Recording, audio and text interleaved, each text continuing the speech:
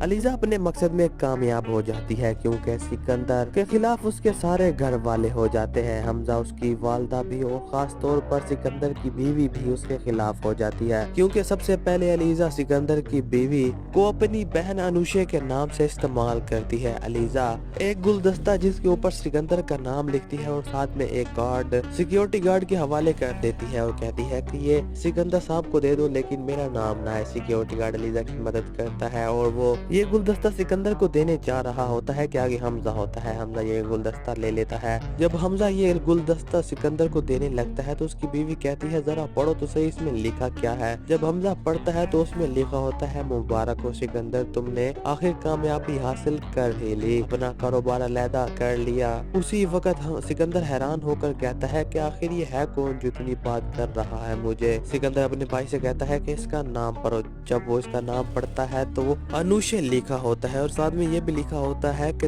हमारा बच्चा भी ठीक है, तुम कब मिलने आओगे मुझसे, मैं तुम्हारा इंतजार कर रही हूँ। जैसे ये बात सिकंदर की बीवी सुनती है तो वो घर सर पर उठा लेती है और कहती है कि तुम मुझे धोखा दे रहे हो, तुम इसी वजह से मेरी माँ बनने की ख्वाहिश पूरी नहीं कर रहे थे क्योंकि तुम अनुशे के साथ राब्ते में हो और उसी के साथ अपना घर बसा रहे हो। सारी रात तुम गायब रहते हो। अब देखना मैं तुम्हारा बंदोबस्त क्या करती हूँ, मैं उसे छोड़ूंगी नहीं। वो लड़की कहाँ है? तुमने तो कहा था मैंने उसे छोड़ दिया, तुमने मुझे धोखा दिया है, मैं तुम्हें माफ नहीं करूंगी। सिकंदर कहता है मेरा यकीन करो मैं सच बोल रहा हूँ, मुझे नहीं पता ये किसने भेजा है। सिकंदर की बीवी कोई बात नहीं सुनती और अपना सामान उठाकर मायके चली जाती है। दूसरी तरफ सिकंदर की वालदा सिकंदर पर बहुत ही ज्यादा गुस्से होती है और कहती है कि तुमने अपने किए का सिला देख लिया ना, यही वजह है जो तुम्हारे बाप की जो हालत हो चुकी है। सिकंदर कहता है मैंने कुछ नहीं किया, बस मैंने तो अपना हक मांगा है, अपना हक लिया है। उसी वक्त सिकंदर की वालदा कहती है तुम्हारे बाप का तुम्हारे ऊपर बहुत एहसान है, तुम वो एहसान सारी जिंदगी नहीं चुका सकते। सिकंदर कहता है मेरे बाप का मेरे ऊपर कोई एहसान नहीं है, जो कुछ किया है मैंने अपनी मेहनत पर किया है। ऊपर से हमजा